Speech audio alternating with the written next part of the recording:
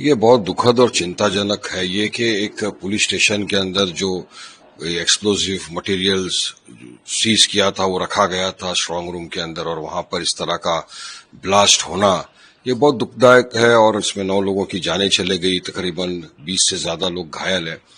तो हमारी संवेदना है उन जो लोगों की जानें चले गए उनके साथ, और हम चाहेंगे जो घायल है वो जल्दी स्वस्थ हो जाए। मगर ये जांच का विषय है कि अभी देखिए 2900 किलोग्राम के करीब इन लोगों ने ये सब जो पकड़ा था एक्सप्लोजिव मटेरियल जो बता रहे ये लोग उसको रखा था, तो क्या प्रिकॉशन लेना चाहिए था। ये एक्सप्लोजिव मटेरियल्स होते हैं। मैं क्योंकि लॉयर भी हूं, मुझे पता है कि किस तरह से एक्सप्लोजन हो सकता है। तो ये एक जांच का विषय है कि एक्सप्लोजन क्यों हुआ, किसकी गलती से हुआ, किसकी वजह से सबकी जानें चले गई। अब तो इन्वेस्टिगेशन तो कर रही है, वहां की पुलिस भी कर रही है और मिनिस्ट्री भी लगी हुई है। तो जो भी इन्वेस्टिगेशन में रिपोर्ट आए वो सार्वजनिक करना चाहिए सरकार को। किसकी लापरवाही की वजह से इन लोगों की जानें चले गई, क्या था उसमें, सब चीज की इंक्वायरी होना चाहिए। सर, ये भी बात सामने आ रही है कि जैसे मोहम्मद के जो आतंकी जो संगठन है उसे लेकर पोस्टर लगाए जा रहे थे जैसे जम्मू कश्मीर में, और यही पुलिस स्टेशन है नौगाम पुलिस स्टेशन जिसने इसका पर्दाफाश किया था।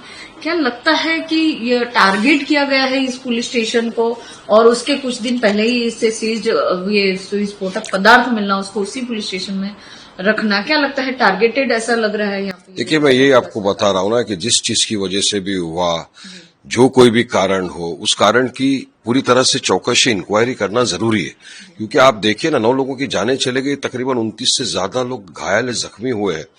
तो क्या था, क्यों हुआ था, उसी पुलिस स्टेशन में क्यों, ये तमाम चीज जो इन्वेस्टिगेशन का विषय है।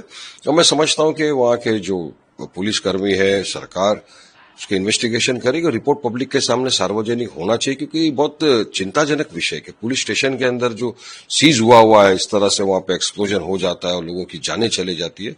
तो मैं तो चाहूंगा कि इसका प्रॉपर इन्वेस्टिगेशन हो और रिपोर्ट सामने सार्वजनिक की जाए।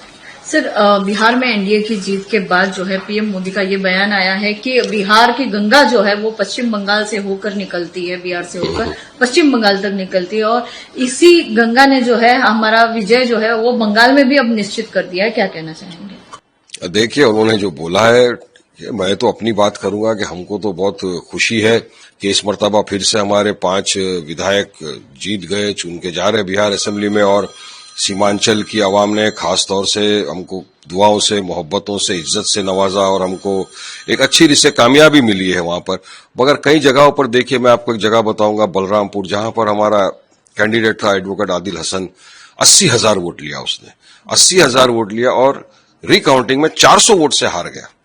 अब मैं पूछना चाहूंगा कि कौन थे वहां के वोट कटवा, किसने उनका वोट काटा?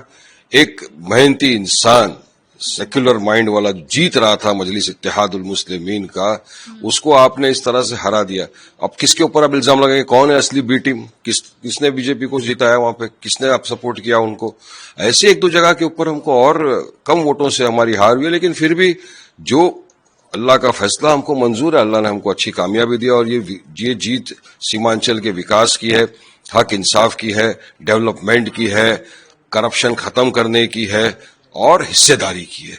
जो हमारी पार्टी प्रेसिडेंट असद ओवैसी साहब ने पहले दिन से कहा था कि हम आ रहे हैं आपके अंदर से नेता पैदा करने, आपके ऊपर लीडर बनाने के लिए। और सीमांचल की आवाम ने एक टोन में कांधे से कांधा मिलाकर असद ओवैसी साहब की बात पे लब्बैक कहा। और आज देखिए रिजल्ट, नताइज आप सबके सामने। इसमें दोष महागठबंधन वालों का भी है। हम पे इल्जाम लगाने वाले पहले खुद के अंदर उनको झांकना चाहिए कि कौन वो वोट कटवा बन गया। हमने तो कहा था ना, आइए अलायंस के अंदर लीजिए, हमको साथ में कांधे से कांधा मिलाकर लड़ेंगे ताकि सेकुलर वोटों का विभाजन ना हो। अब देखिए हम, और दूसरी बात यह है कि एक 2% वाला मल्लाह, उसको आप डिप्टी चीफ मिनिस्टर बना सकते हो, एक 14% वाला यादव को आप मुख्यमंत्री बना सकते हो, और वहीं पर एक 18% वाला मुसलमान को क्यों नहीं? कि मुसलमान नहीं बन सकता क्या मुख्यमंत्री? बिहार का है, वहां पे सक्षम लोग हैं, मगर आपकी नीयत नहीं है, हिस्सेदारी देना नहीं है, आपको साथ में आना नहीं है, गठबंधन का हिस्सा हमको बनाना नहीं है। और उसके बाद में इस तरह का होता है। तो हमने पहले ही कहा था, अब नहीं रोना पप्पा पप्पा मेरी चॉकलेट छीन लिया, मम्मी मम्मी मेरा दूध का गिलास छीन लिया।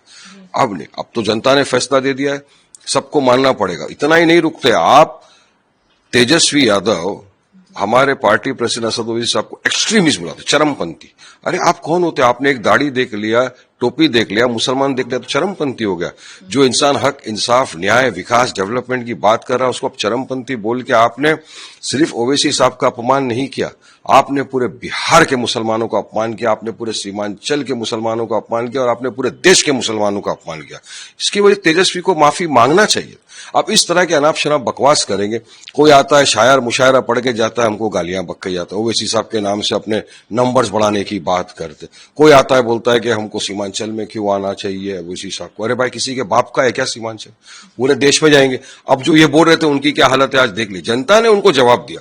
हम पे जितनी गालियां बका, जितना इल्जाम लगाया, तमाम इल्जाम का सीमांचल की जनता ने पूरी रीत से इनको जवाब दे दिया और आज नताइज आप तमाम के सामने है कि हमको तो अल्हम्दुलिल्लाह अच्छी रीत से कामयाबी मिली।